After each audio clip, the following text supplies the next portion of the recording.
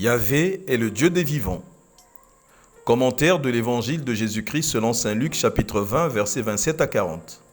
Frères et sœurs, ne nous y méprenons pas. Cet évangile ne traite pas du mariage. Il se focalise plutôt sur la croyance en la résurrection des morts. En effet, des Sadducéens attaquent sournoisement Jésus pour ridiculiser la foi en la résurrection des morts. Ils s'appuient sur la loi du Lévirat destinée à donner une descendance à un homme mort sans enfant. Et pour mettre en évidence les aberrations auxquelles cette foi aboutirait, les Sadducéens donnent un cas d'école. Une femme devient successivement l'épouse de 7 frères qui décèdent les uns après les autres sans postérité.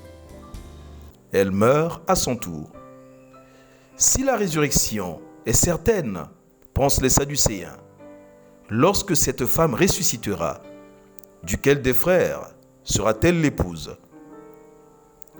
Malheureusement pour ces contradicteurs, Jésus démantèle leur conception spirituelle trop terrestre, trop matérialiste. Il recadre les Sadducéens en déclarant que ceux qui ont été jugés dignes d'avoir part au monde à venir sont semblables aux anges. Il indique ainsi combien sont vaines les spéculations sur l'au-delà, car il y a une différence radicale entre la vie terrestre et la vie nouvelle qui nous est donnée à la résurrection. Sur la terre, les humains engendrent et meurent. La sexualité assure la survie de la race. En revanche, ceux que Dieu a jugés dignes de participer à la vie éternelle ne connaîtront plus la mort. Plus besoin de sexualité pour assurer la survie, car l'immortalité supprime la procréation. C'est dire que la résurrection est une transformation radicale de l'être humain.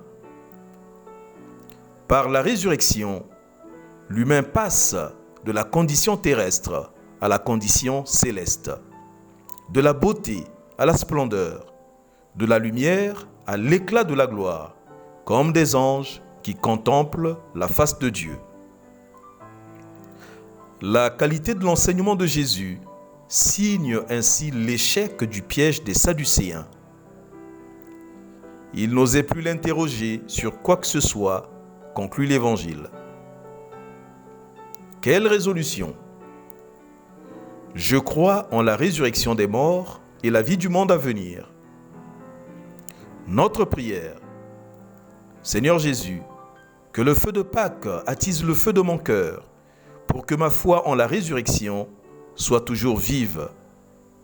Je sais qu'en faisant ta volonté, je vis déjà avec toi sur cette terre et vivrai avec toi éternellement dans le ciel. Affermis ma foi en ta présence.